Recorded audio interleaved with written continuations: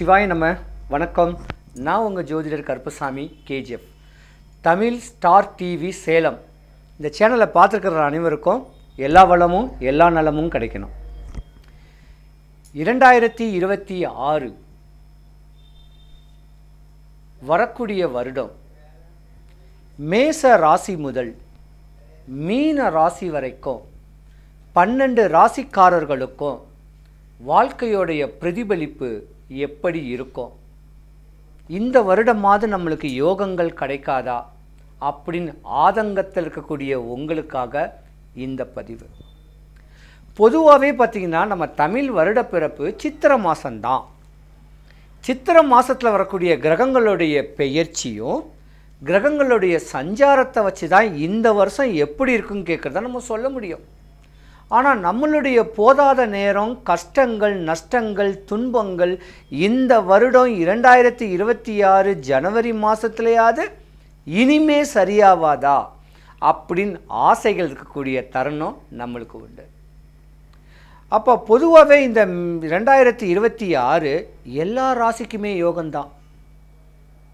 எல்லா ராசிக்காரங்களுக்கும் யோக நிலை தான் சொல்லுவேன்.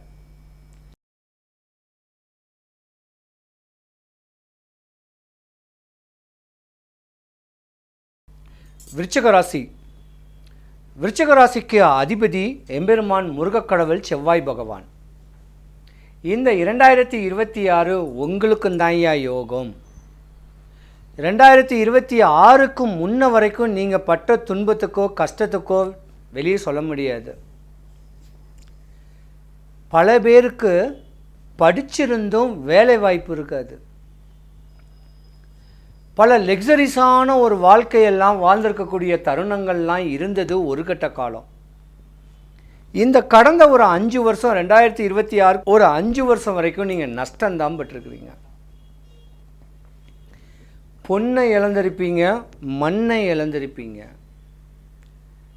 பல விதமான நஷ்டகதிக்கு ஏமாந்திருக்கக்கூடிய தருணமும் உண்டு. விருச்சிக ராசிக்கார ஆணாக இருந்தாலும் பெண்ணாக இருந்தாலும். ஒருவேளை விருச்சிக ராசியில் ஆணாக இருந்தால் தாம் மனைவி தாம் பிள்ளைங்க ஒரு ஏமாற்றத்தினால சொத்தையே விற்கக்கூடிய தருணமும் நடந்திருக்கும்.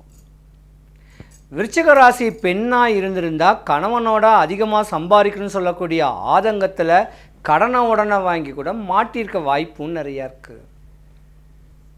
நீங்கள் பார்த்து வளர்ந்தவங்கள்லாம் இன்றைக்கி பெரிய உச்ச நிலையில் இருப்பாங்க.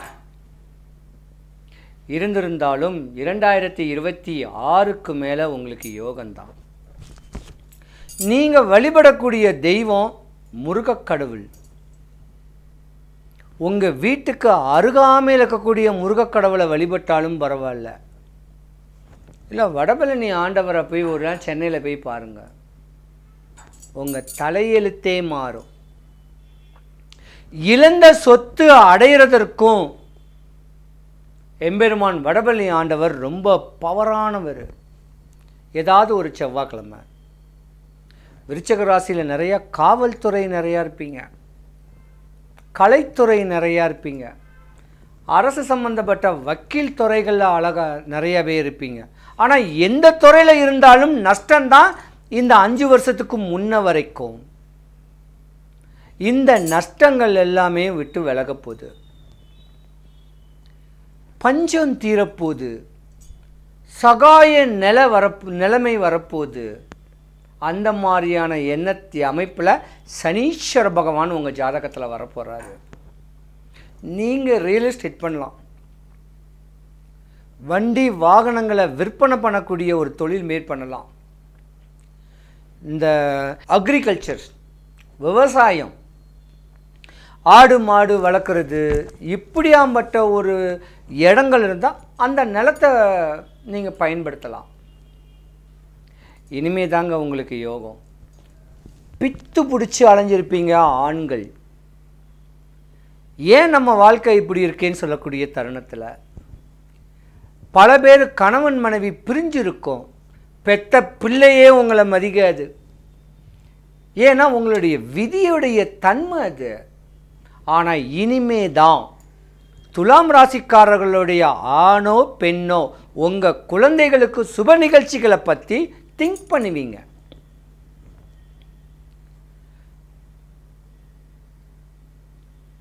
இந்த விருச்சிக ராசி அன்பர்கள் உங்கள் ஆரோக்கியத்து மேலே கொஞ்சம் கவனம் செலுத்தணும்.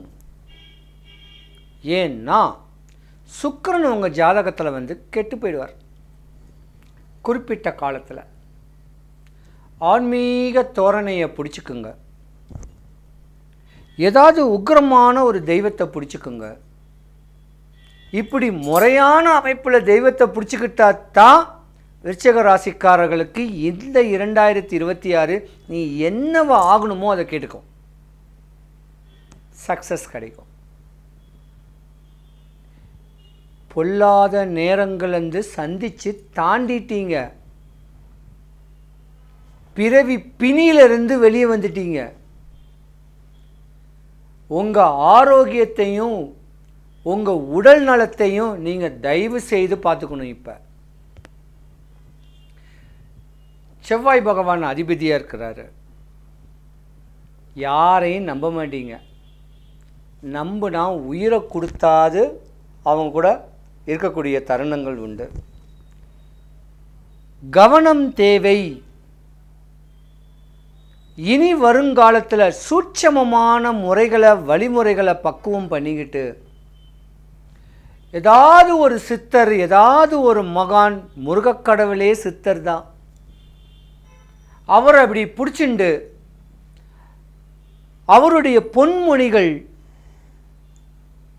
மந்திரங்கள் இதெல்லாம் முறையாக பக்குவங்களாக படிச்சுக்கிட்டு வந்தால் உங்களை பிடிச்ச சனி பகவான் விட்டு விலகி ஒரு அமைப்பை கொடுத்து உங்களை கடத்தேற்றக்கூடிய ஒரு தருணம் உண்டு. முன்னோர் வழிபாடு பண்ணுங்க. உங்கள் வீட்டு குலதெய்வ வழிபாடு பண்ணுங்க. விருச்சிக ராசியில் இருக்கக்கூடிய பெண் குழந்தைங்கள் தான் கவனமாகவும் இருக்கணும். ஏமாற்றம் அடையக்கூடிய ஒரு தருணத்தில் வரக்கூடிய நேரங்காலங்கள்லாம் வந்துட்டு போயிடுச்சு. இப்போ கவனம்தான் இருக்கணும்.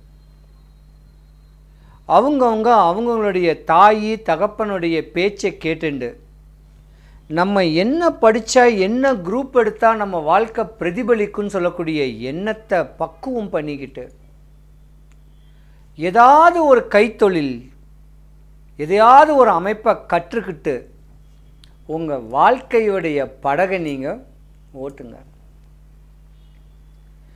விருச்சிக ராசிக்காரங்க பொதுவாக பார்த்திங்கன்னா பெரிய ட்ரீமாக இருக்கும். வாழ்க்கையை நீ இப்படி தான் கொண்டு போகணும்னு சொல்லக்கூடிய ட்ரீமாக இருக்கும். அதுக்கு ஏற்ற மாதிரி தன்னை பக்குவப்படுத்திக்கிங்க. விருச்சிக ராசிக்காரங்க விட்டு கொடுத்து போங்க. மனைவி மக்கள் மேலே ஆசை பாசம் பண்புகளை வச்சுட்டு போங்க.